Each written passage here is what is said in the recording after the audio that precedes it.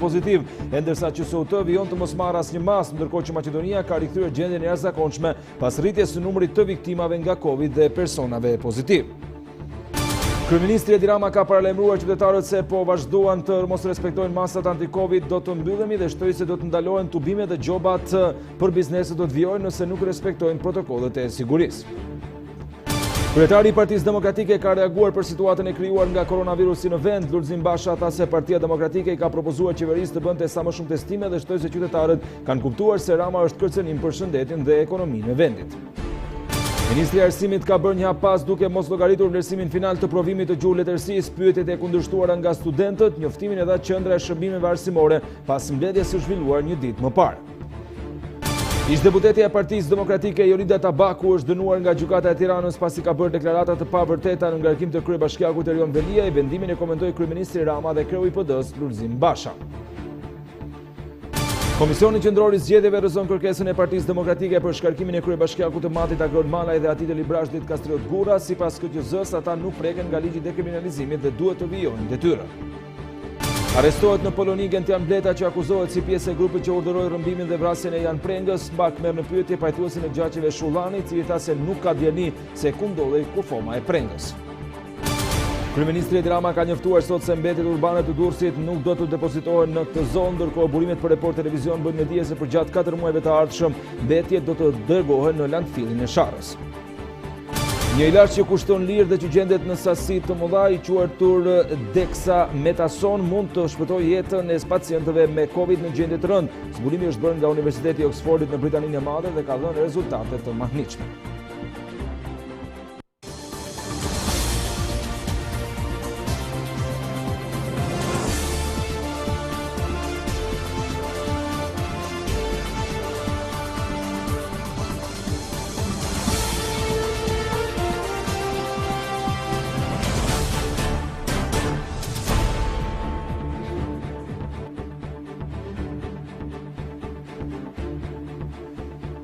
I shohim në mënyrë më të sqaruar gjitha materialet e përgatitura, do të shkojmë tek Këshilli Politik ka përfunduar flet Damian Gjiknuri.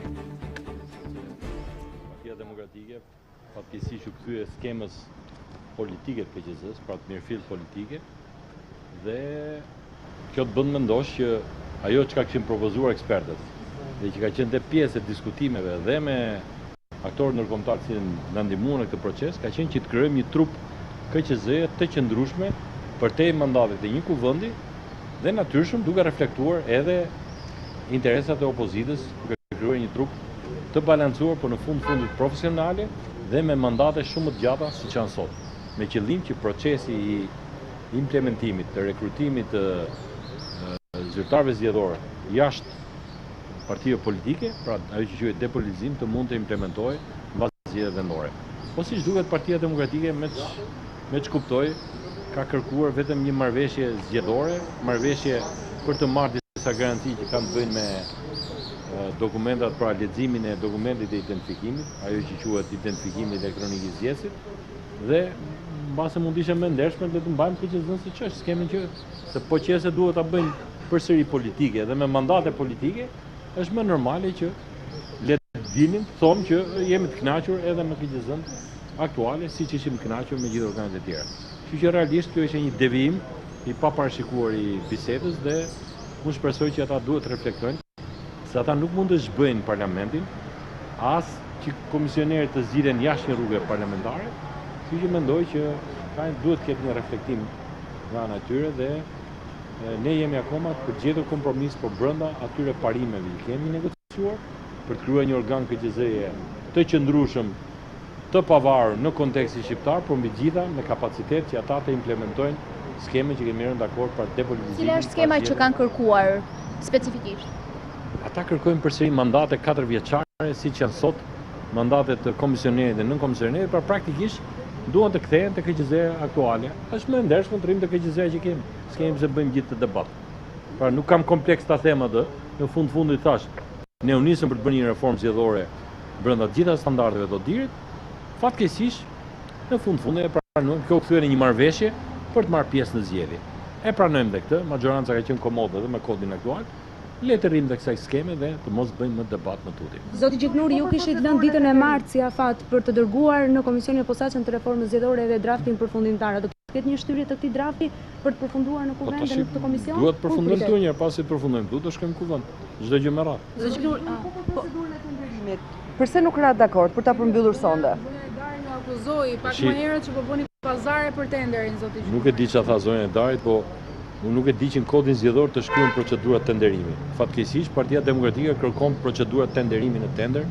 Ne e dham që në komisioneri i partisë që e donin një përfaqësues të tyre, le të jetë bashkëdrejtues madje dhe i ngarkuar për ndjekjen e këtij projekti, por kodi zgjedhor nuk mund të parashikojë procedura për tender. Megjithatë unë kërkova që ti kërkojmë një opinion specializuar Agjencisë për Programimin Publik për mënyrën se si mund të procedohet në këto raste për aspektin kohor të mbetur, po që besoj se nuk është normale që të përzjedhet në një ligj të caktuar zgjedhor për të përzjedhet dhe një procedurë e caktuar tenderimi. A e rrezikon çështja e KQZ-s marrëveshjen që keni formosur zoti Gjiknuri? Se përmendet kompromisi. Partia Demokratike kërkon të rrim po këto vendimarrje, të ketë prapë shumicë të cilësuar në vendimarrje për akte normative, për ankesat zgjedhore, për pavlefshmërinë, pra do të thotë kërkon pak a shumë siç është KQZ aktuale. Është më e ndershme ti vënd dhe vellon e KQZ-s aktuale dhe ne të vazhdojmë. Pra nuk kemi problem me këtë. Nuk është ajo që donim, po tentuam bëjmë një gjë të mirë, pra ta ndajmë ato me të tre trupa, nëse duan ta marrin politike, le të rrim me këtë skemë në fundit.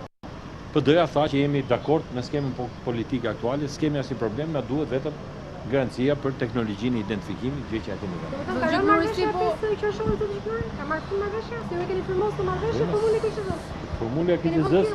Formula e KQZ-s që e parashikuar me mandatet siç kishim diskutuar. Tash nëse PD-ja tërhiqet nga ai propozim, ne shpresojmë që ata të qëndrojnë te propozimi. Qoftë se s'duan, le ta thonë publikisht, jemi dakord me KQZ-n aktual, nuk ka problem fare. Po them sinqerisht, nuk ka asnjë lloj problemi. Zoti Gjiknuri, si po i ndiqni reagimet që vijnë nga opozita parlamentare në propozimet që ata kanë për të hequr koalicionet parazgjedhore? Keni pasur kritika që është një skenim që po bën Partia Socialiste që nuk e ka fshehur në fakt mbështetjen për të hequr këtë koalicione? Partia Socialiste është shprehur publikisht dhe kryeministri edhe unë në disa dalje që ne do të respektojmë marrëveshjen që kemi me Partinë Demokratike.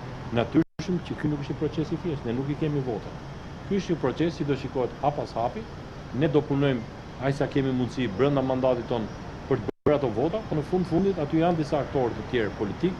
Politika tashmë është bërë tripolare dhe duhet gjejmë një zgjidhje edhe me ta. Megjithatë të thash, qëndrimi jon ka qenë që këtë marrëveshje duhet ta çojmë deri në fund, pasi Shqipëria kërkon një ligj zgjedhor, kërkon një marrëveshje për të marrë pjesë në zgjedhjet e radhës dhe në fundit kjo marrëveshje u negociua dhe nga shumë aktorë të rëndësishëm ndërkombëtar, të cilët kanë investuar që ky proces të shkojë me mirëkuptim.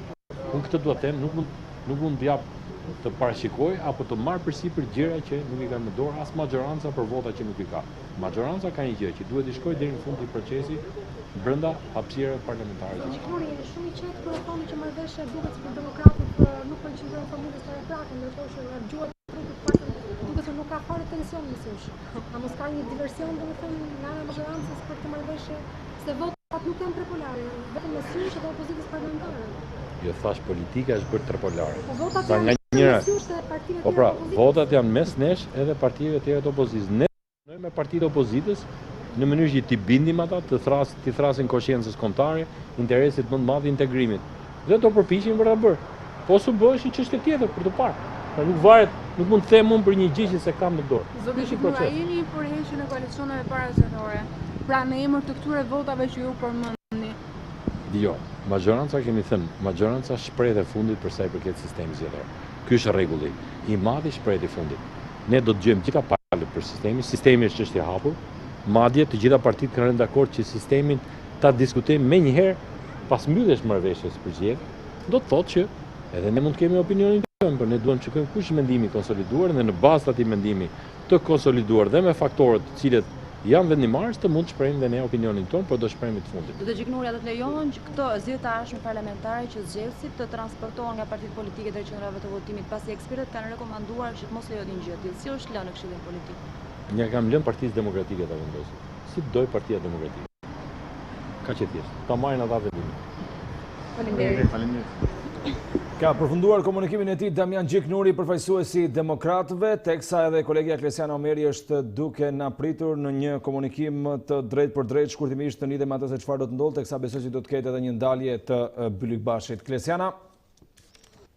Po besi me sa duket do të cënohet sërish marrëveshja e 5 qershorit, pasi është krijuar një tjetër ngërç dhe pikërisht për çështjen e Komisionit Qendror të Zgjedhjeve, pikërisht mandati i nën komisionerit, në fakt edhe krye komisionerit që do të jetë në Komisionin Qendror të Zgjedhjeve, është bërë edhe arsyeja që palët me sa duket nuk po gjejnë dakordsinë, duke qenë se sipas përfaqësuesit të majorancës Damian Gjiknuri, Partia Demokratike kërkon që të kenë mandat 4 vjeçar, që tashmë e kanë edhe aktualisht antarët e Komisionit Qendror të Zgjedhjeve.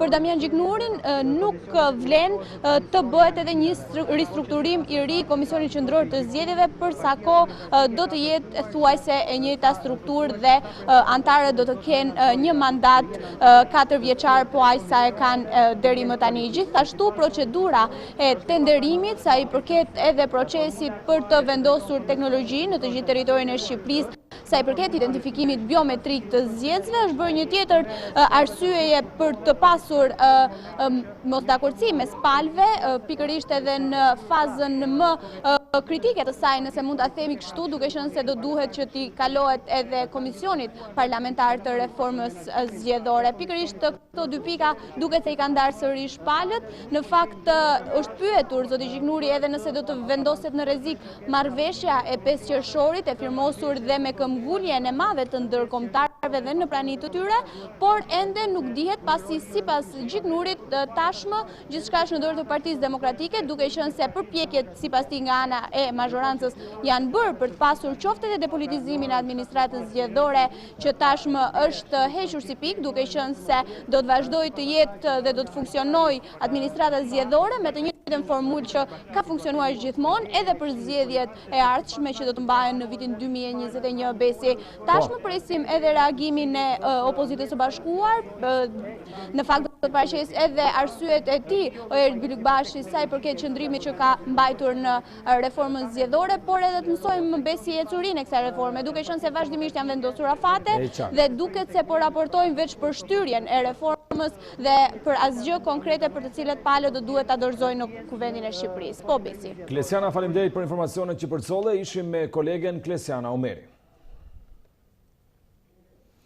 Të gjithë qytetarët që disponojnë në dokumentin e pagesës së gjobës së autoriteteve greke për shkak të kalimit të afatit në Greqi do të marrin rimbursim nga shteti shqiptar. Kryeministri Edi Rama ka njoftuar se ata shqiptarë që kanë marrë gjoba në Greqi për shkak të tejkalimit të afateve të qëndrimit për shkak të mbylljes së kufijve nga pandemia do të rimbursohen nga shteti. Ata mund të aplikojnë në drejtorinë e tatimeve, ndërsa reagimin e plotë të kryeministrit keni mundësi ta gjeni në çdo kohë në adresën shqiptaria.com.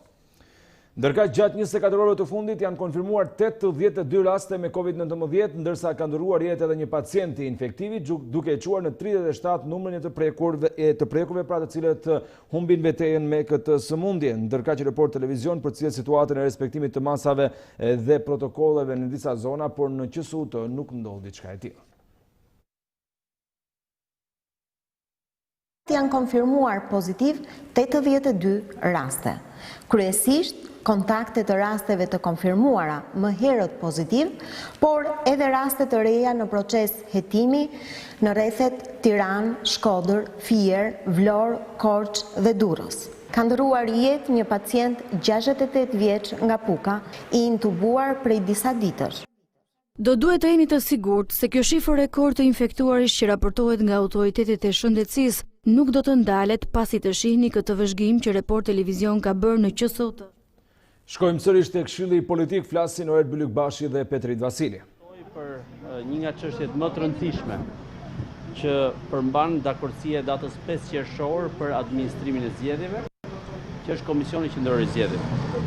Dua të konfirmoj këtu në emër të opozitës bashkuar, ne si përfaqësues në këtë këshill politik i qëndrojmë pik për pik këtij dokumenti dakordësie të datës 5 qershor në gjithë elementet e tij, në lidhje me identifikimin biometrik si mbrojtje ndaj mbushjes kutive, ruajtjen e administratës zgjedhore nga politizimi nëpërmjet administratës publike të politizuar dhe respektojmë edhe dakordsinë në lidhje me Komisionin Qendror të Zgjedhjeve për një formulë të re e cila do të vërë bazat për një komision qendror jo vetëm efikas, por që shkon drejt një funksionimi që zbaton ligjin dhe kushteturin. Në këto kushte, ne kemi bërë propozim sot për një formulë të emërimit, pra të përzgjedhjes dhe të emërimit të anëtarëve të 3 trupave të Komisionit Qendror të Zgjedhjeve, pra të ekzekutivit, të organit rregullator dhe organit ankimor, nëpërmjet një formule të mirë pranuar dhe të kolauduar që sot është në kushtetutë dhe është formula për zgjedhjen e organeve të sistemit drejtësisë. Një formulë e cila është përzgjedhur me mbështetjen dhe bekimin e plot dhe të partnerëve ndërkombëtar dhe ka prodhuar organet e sistemit drejtësisë. Një formulë që garanton nga ana tjetër një shqyrtim të pavarur dhe jo politik të kandidaturave për përputhshmërinë e tyre me standardet më të larta të integritetit profesional dhe për të ushtruar detyrën e tyre në Komisionin Qendror të Zgjedhjeve. Është një formulë e cila u kundërshtua nga mazhoranca socialiste pa asnjë arsyetim.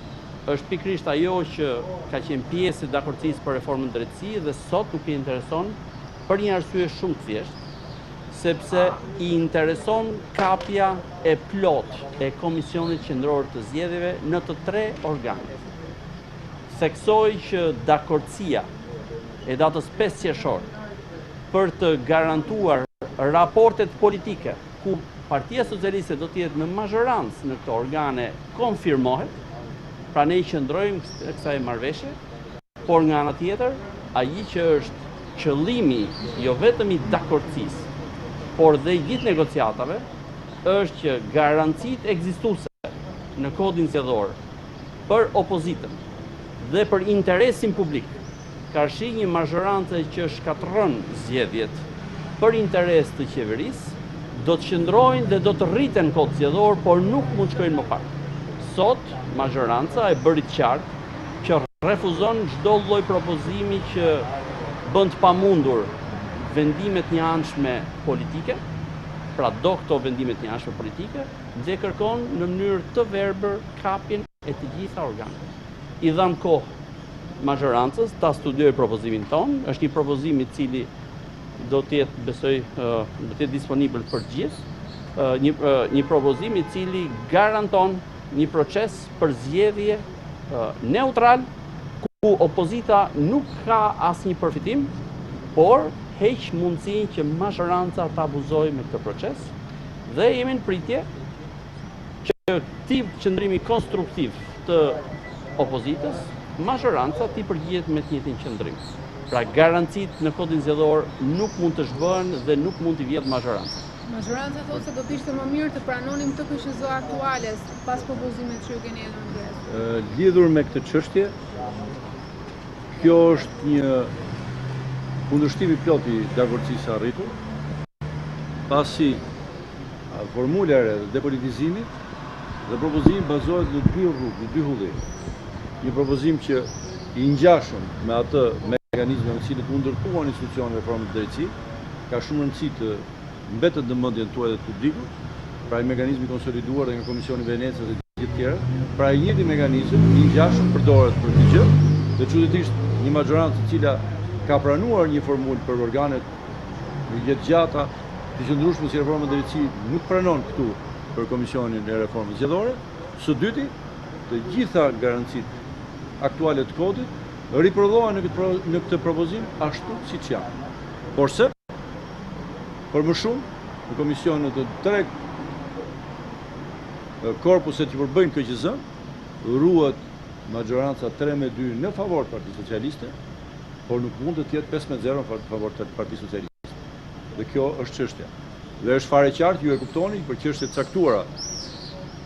Kërkohet një votim i cilësuar në KQZ, siç kërkohet sot me 5 vota për çështje të caktuara. Nuk mundet kjo garanci të zhbëhet me në një kod i cili duhet i rrisë këto garanci.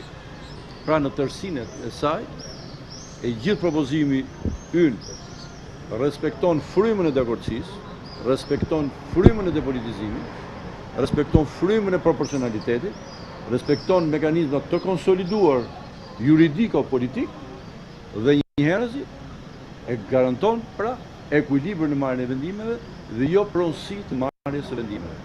Pra nuk është një privilegj që i jepet opozitës, ka zero privilegje për opozitën, por sigurisht nuk i jep mundësi të ketë një pushtet absolut 5-0 për të riprodhuar 30 qershor të ri.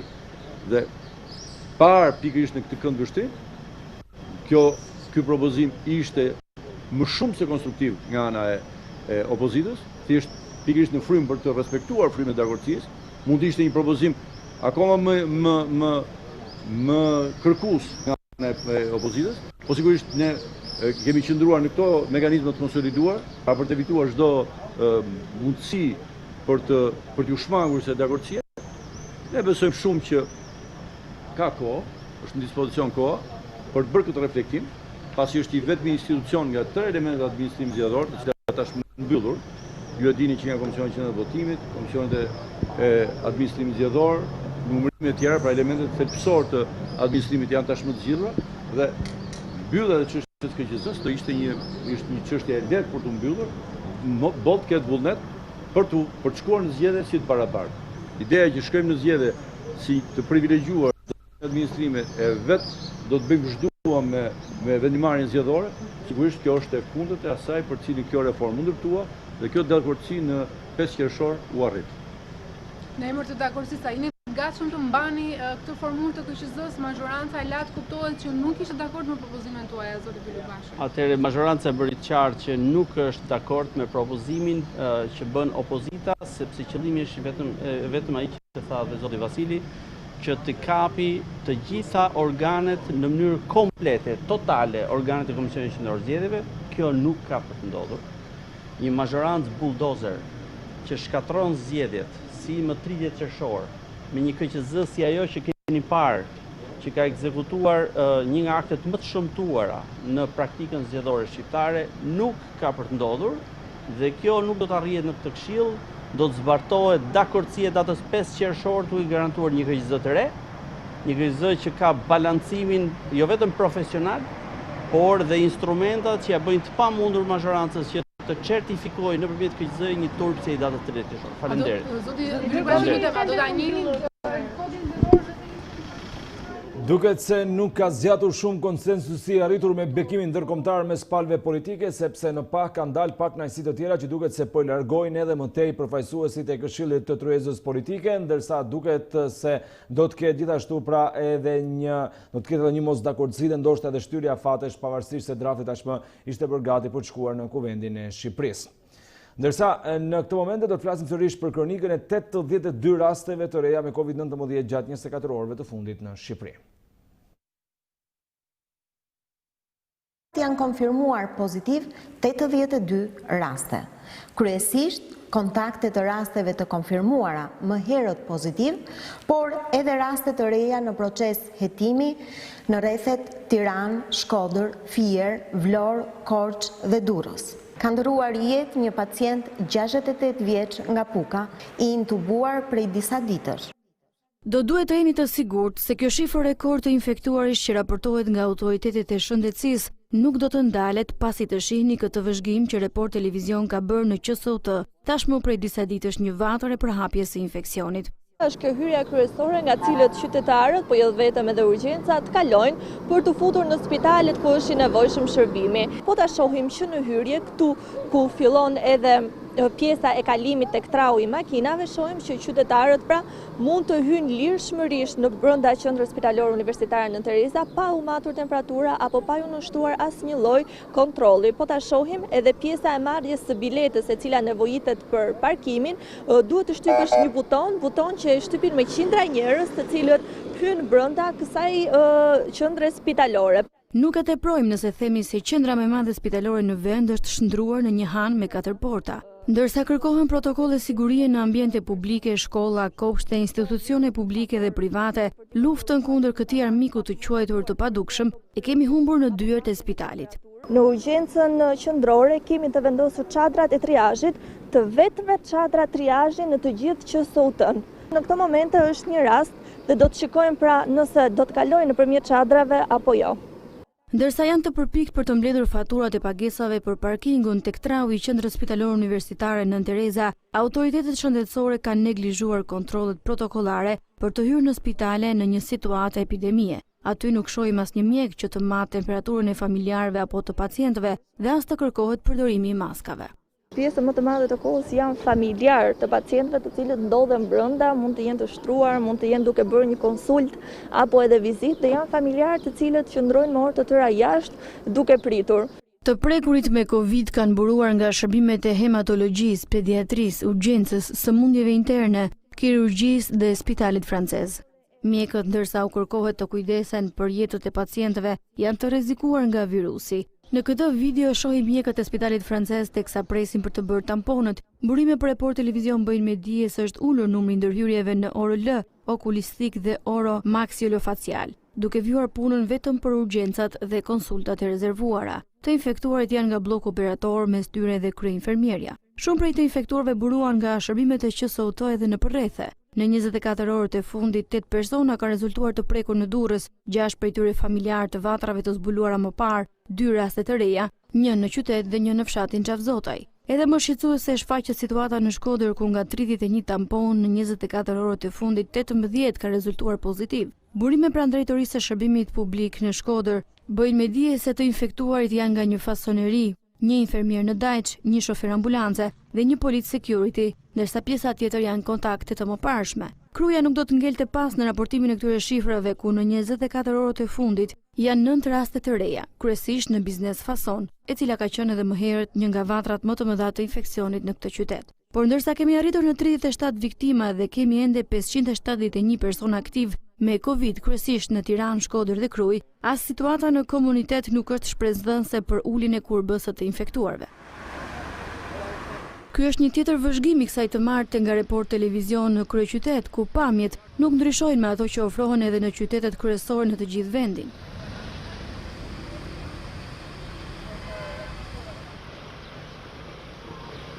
Shërbimet taksi kanë marrë një paralajmërim të dytë këtë të martë për të respektuar masat ndaj Covid me maskat, distanca dhe higjen, por qytetarët shfaqen mos kokçarës edhe në të tjera aktivitete të përditshme, sikurse janë blerjet, ceremoni të ndryshme, grumbullime në kafene apo restorante. Ndërka që edhe një 58 vjeçare e cila ishte asimptomatike ka ndëruar jetë tek spitali infektiv, bën me dije Ministria e Shëndetësisë, e cila thotë se pacientja nuk ka vdekur nga koronavirusi, por nga sëmundja tumorale. Ndërka që Kryeministri i Shqipërisë Edi Rama ka paralajmëruar qytetarët se nëse vazhdojnë të sillen siç po bëjnë deri tani, mund të rikthehet izolimi për shkak se sipas tij janë thyer protokollet e sigurisë. Shtimi i rasteve me Covid-19 në Shqipëri bëri që Kryeministri Edi Rama të thyente premtimin se nuk do të komunikonte më për këtë çështje. Madje kreu i qeverisë bëri disa paralajmërime të forta, sidomos për bizneset, duke theksuar se nëse nuk do të respektohet protokolli i sigurisë, përveç gjobave do të aplikohet dhe heqja e lirisë. Bizneset që nuk respektojnë protokollin e sigurisë nuk do të tolerohen më. Dhe u kujtoj të gjithë atyre që ka një biznes. Më vjen keq, po duhet ja u kujtoj, se përveç gjobave, rrezikojnë edhe heqjen e lirisë në rast se kapen në shkelje të protokolleve. Nuk do të lejohen grumbullime dhe do të penalizohen dhe qytetarët në rrugë nëse nuk respektojnë distancimin social. Nuk do të lejojmë më, në asnjë mënyrë, asnjë lloj grumbullimi, qoftë edhe politik. Dhe u them të gjithëve, vazhdoni punën.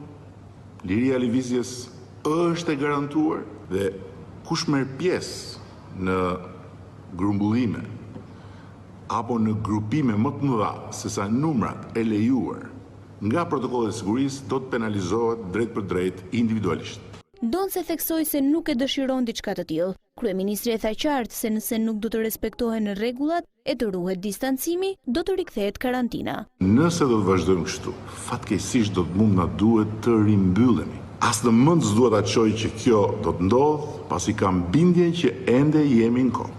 Kryeministri Edi Rama u shpreh se rreziku që po rishfaqet nga virusi është më kërcënues, prandaj duhet të zbatohen masat me përpikmëri. Këtë të martë u shënua një tjetër numër rekordi të infektuarve, 82 raste për 24 orë. Ndërsa kryetari i Partisë Demokratike Lulzim Basha thotë se ka paralajmëruar Ramën për këtë situatë, por nuk e ka dëgjuar sepse është personi vetëm që është përgjegjës dhe ka mendjen të zdërhallet.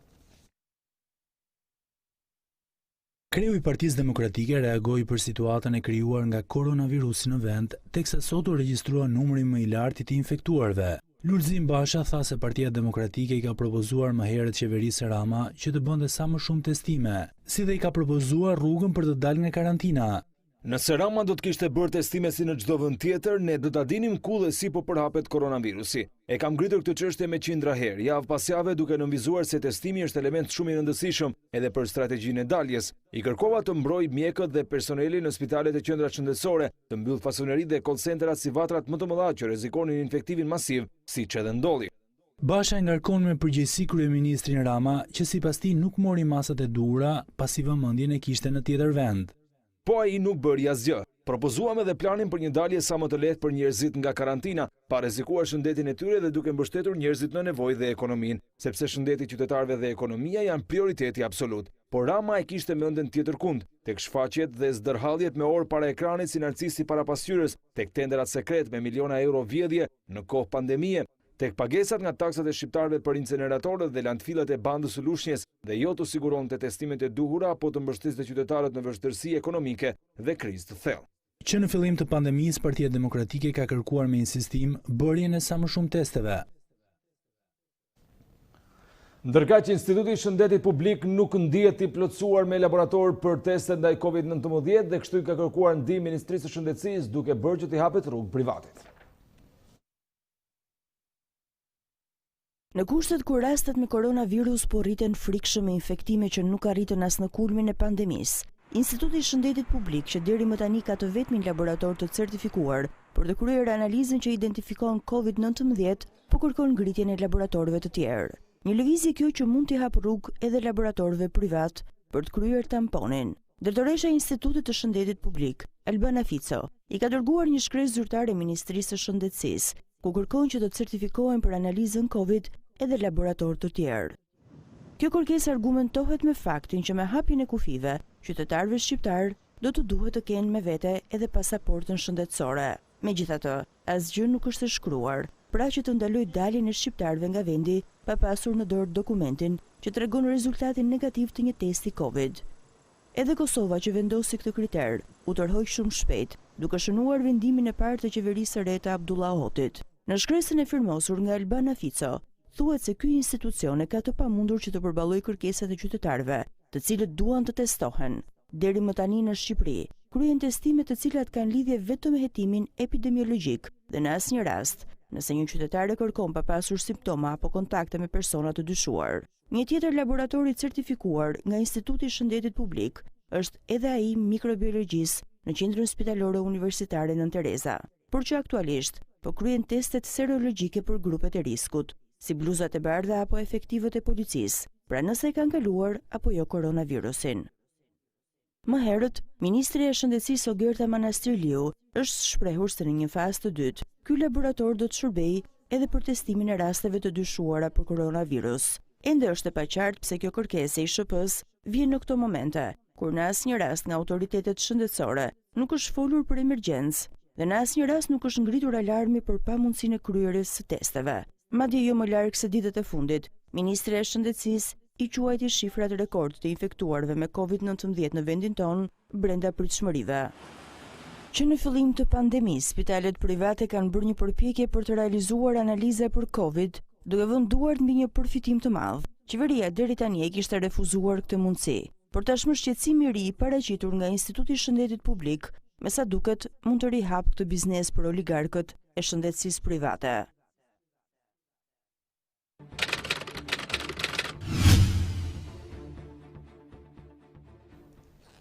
Ministria e Arsimit është tërhequr nga pyetjet të cilat u ran maturantëve në testin e letërsisë dhe i ngatruan duke mos rregullitur notat e tyre në provimin përfundimtar. Ministri i Arsimit tërhiqet pas protestës së maturantëve duke pranuar që pyetjet e nivelit të lartë vështirësie në testin e gjuletërsisë nuk do të llogariten në vlerësimin përfundimtar. Një ditë më parë në qendrën e shërbimeve arsimore u bë një diskutim mbi pretendimet e ngritura nga maturantët lidhur me testin, duke arritur në këtë vendim. Qendra e shërbimeve për arsimin vendosi se do të vlerësojë shpërndarjen e pikëve në bazë të rezultateve të nxënësve, si dhe do të konsiderojë heqjen nga vlerësimi përfundimtar i ndonjë pyetje specifike që rezulton të ketë patur nivel më të lartë vështirësie se sa niveli njohurive të nxënësve. Njëra për pyetjeve që bëri jehon në media ishte ajo e turit, që sipas maturantëve ishte subjektive, por dhe e poezisë së Lazgush Poradecit për nivelin e vështirësisë. Konkretisht, në njoftim nuk është specifikuar se cilat pyetje do të hiqen nga vlerësimi. Gjatë takimit u theksua nga të pranishmit se testi nuk ka dalë jashtë programit orientues dhe nuk ka gabime shkencore. Ndërsa lidhur me pretendimin se në test ka gabime drejtshkrimore, Qendra e Shërbimeve Arsimore sqaron se ka vërtet një tekst me gabime, por ky tekst është ndërtuar në mënyrë të qëllimshme i tillë për të vlerësuar kompetencat gjyqësore të nxënësve dhe se kjo është bërë ditur maturantëve përmes një fjalie sqaruese që në fillim të tekstit. Testi ka qenë i përshtatshëm dhe i bazuar në programin orientues edhe me programin e shkollave profesionale. Në lidhje me përfshirjen në test të poezisë së Lazgush Poradecit, u qartësua se ky autor është i lexuar dhe i studiuar gjatë procesit mësimor në shkollë. Maturantët protestuan për 4 ditë radhasi para Ministrisë së Arsimit dhe këmbgulja u dha të drejtë, pasi Qendra e Shërbimeve Arsimore u tërhoq. Ndërkaq kryeministri i Shqipërisë Edi Rama ka reaguar për problemin e krijuar me mbetjet në qytetin e Durrësit, i cili përmes një postimi në rrjetet sociale garanton qytetarët e Durrësit se nuk do të ketë hedhje plerash në asnjë zonë të bashkisë. Reagimin e plotë të Ramës e gjeni tek shqiptaria.com. Kryeministri Edi Rama ka njoftuar qytetarët e Durrësit, por dhe të njësive administrative përreth qytetit bregdetar se mbetjet urbane nuk do të hidhen më në këto zona. Në vend që të dezinformojnë publikun dhe të keq përdorin shqetësimin qytetar për audiencë dhe për të nxitur shfaqjet e pakënaqësisë që ushqehet me lajme të rreme, mediat duhet t'u thonë durrësakëve se s'do të ketë hedhje plerash në asnjë zonë të bashkisë në këtë fazë tranzicioni. Ndërkohë burime për Report Televizion bëjnë me dije se Bashkia e Durrësit ka urdhëruar kompanitë e pastrimit që t'i çojnë mbetjet në landfillin e Sharës për 4 muajt e ardhshëm. Drejtori i pastrimit Alfred Duli i tha gazetarit të Report Televizion Artur Korriku se është njoftuar verbalisht nga kryetarja e Bashkisë së Durrësit për të vijuar me dërgimin e kamionëve drejt Sharrës. Emergjenca mjedisore u shpall nga Këshilli Bashkiak i Durrësit pas mbylljes së landfillit të Porto Romanos. Ndërkohë prej afro një muaji, Bashkia ka tentuar t'i depozitojë mbetjet në Mans, Sukth dhe Lalez, por ka hasur në rezistencën e banorëve që kundërshtojnë këtë vendim.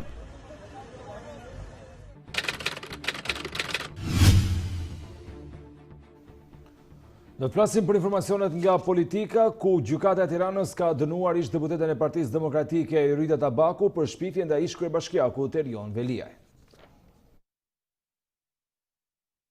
Fondit të edukimit do t'i shtohen edhe 50.000 lekë nga xhepi ish deputetes Yrita Tabaku. Këto janë para që kryebashkiaku i Tiranës Erion Veliaj i fitoi nga gjyqi me demokraten Tabaku, e siç ka thënë më herët, do të përdoren për të mbështetur çerdhet, kopshtet, bibliotekat e shkollave, nxënësit e mirë të çdo komuniteti me libra, kompjutera apo materiale mësimore. Por ish deputetja Tabaku nuk tërhiqet nga deklarata për cilën u akuzua.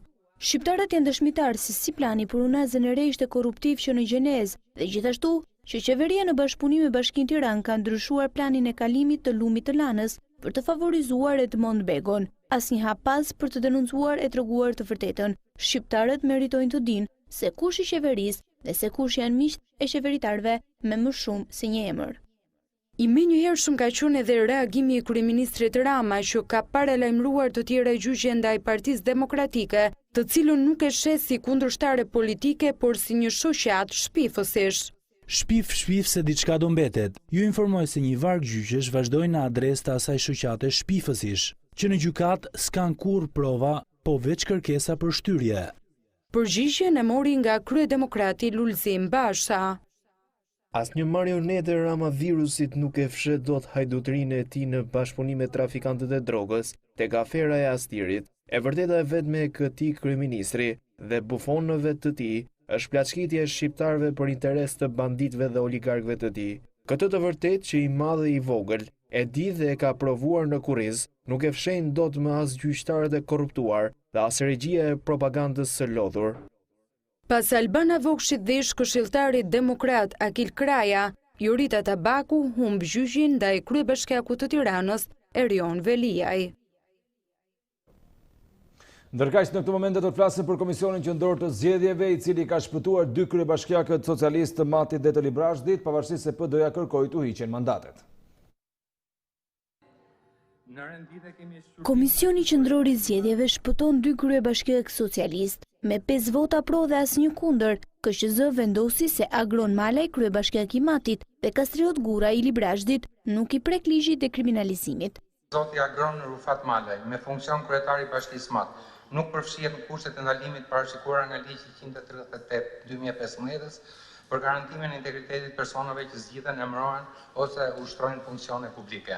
Zoti Kastriot Hasan Gura, me funksion kryetari i Bashkisë Librazhd, nuk përfshihet në kushtet e ndalimit parashikuara nga ligji 138/2015 atëherë Komisioni për garantimin e integritetit personave që zgjidhen, emërohen ose ushtrojnë funksione publike.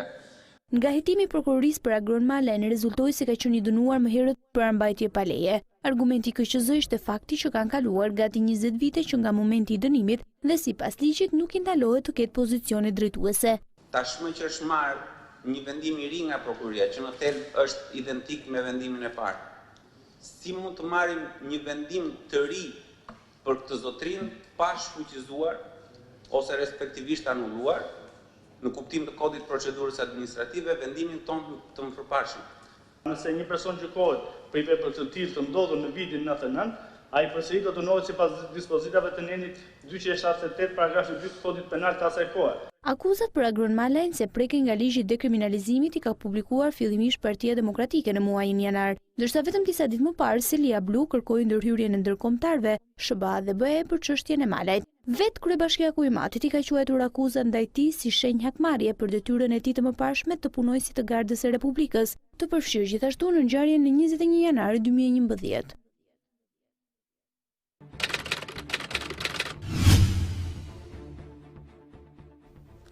Flasim për aktualitet ku SPAK ka arrestuar kryetarin e dhomës së avokatisë në Lezhë Sami Dema pasi akuzohet se ndikonte tek gjyqtarët apo prokurorët për të lehtësuar masat e dënimit kundrejt parave. Dema akuzohet se ka marrë një shumë prej 6.000 eurosh për t'ia dhënë prokurorëve dhe gjyqtarëve, por hetimi nëse ja ka dhënë apo jo ende nuk ka përfunduar. Hetimi për të daton prej 2019-s.